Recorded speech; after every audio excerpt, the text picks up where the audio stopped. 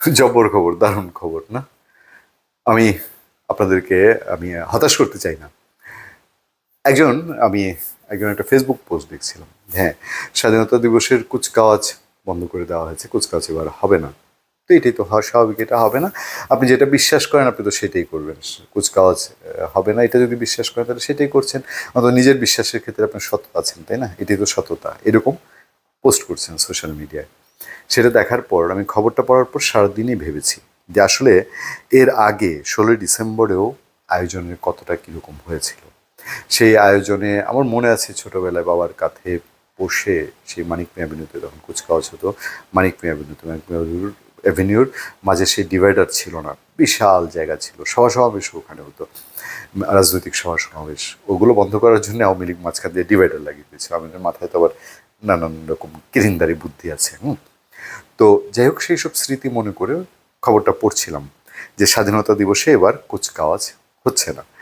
আজকালকার শিশুদের কোনো ছোটবেলার এই দেশপ্রেম, স্বাধীনতা দিবস এগুলো স্মৃতি দরকার নেই। তো এগুলোর দরকার দিয়ে কি করবে? সামনে কি ডাক্তার ইঞ্জিনিয়ার হওয়ার জন্যে বা আপনার অন্য কিছু হওয়ার জন্যে এইসব স্মৃতি কোনো দরকার আছে? আর এখন পড়াশোনা শেষই করবে কি? তার চেয়ে রাজনীতি করবে মেট্রিক পাস করে, তাই না? সব দেখেন না, সবাই এখন ইন্টারমিডিয়েট পাস করে ইউনিভার্সিটি শেষ করে আর না করে রাজনীতি শুরু করেছে। তো সামনে আপনার আমার ছেলে পেলে এগুলা করার দরকারটা কি? তারা এইটাই করবে।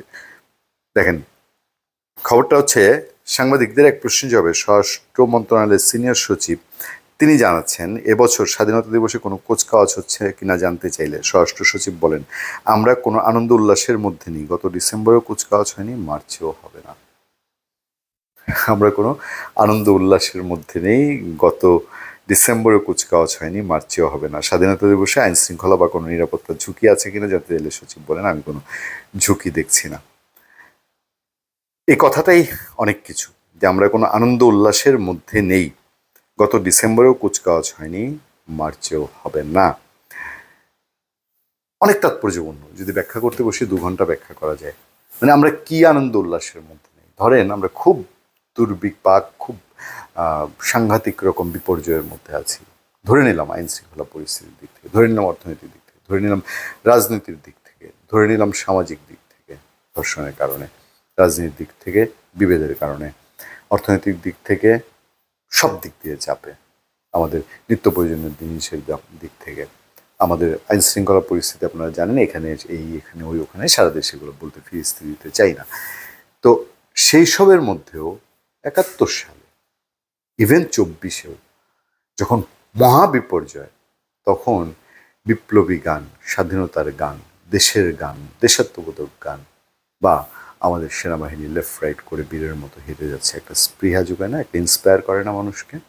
তো বিপর্যয়ের মধ্যে হলেও এই আয়োজনটা তো একটা স্পিরিট ছিল মানুষের, একটা মানুষের একটা রেসপেক্ট করতো। এখন মুক্তিযুদ্ধের এই আয়োজনগুলো আপনি করবেন কি করবেন না, অবশ্যই সরকারের সিদ্ধান্ত, সরকারের হাতে সমস্ত ক্ষমতা, তারাই সিদ্ধান্ত দেবে। তো আমার মনে হয় স্পেসিফিকলি আমরা সামনে জানতে পারবো, স্বরাষ্ট্র সচিব মহোদয় হোক বা সরকারের মুখপাত্র কেউ নিশ্চয়ই ক্লিয়ারলি বলবেন যে এই কারণে আমরা আনন্দ উল্লাসে নাই, এবং এই আনন্দ উল্লাসে নাই বলে, এই দুঃখের সাগরে ভাসছি বলে, প্রচণ্ড দুঃখের সাগরে আমরা নিমজ্জিত বলে আমাদের এবার স্বাধীনতা দিবসে কুচকাওয়াজের কোনো প্রয়োজন নাই। এই ব্যাখ্যাটা তো পাওয়ার আমরা অধিকার রাখি নাকি? 16ই ডিসেম্বরেও আমরা এই দুঃখের সাগরে নিমজ্জিত, অথই সাগরে নিমজ্জিত ছিলাম বলে আমরা কুচকাওয়াজটা করতে পারিনি। আমাদেরকে এই শক্তি আমাদের নাই, এই ইচ্ছা আগ্রহ নাই, মন খারাপ, এই খারাপ অবস্থায় আছি, এই জন্য এগুলো করবো না। এই ব্যাখ্যাটা তো পাওয়ার অধিকার বাংলাদেশের মানুষ রাখে নাকি? ধন্যবাদ সবাইকে। ভালো থাকবেন, সুস্থ থাকবেন। সত্য, করুণা এবং সহনশীলতার সাথে আপনাদের সাথে আমি আতিক রহমান পূর্ণিয়া।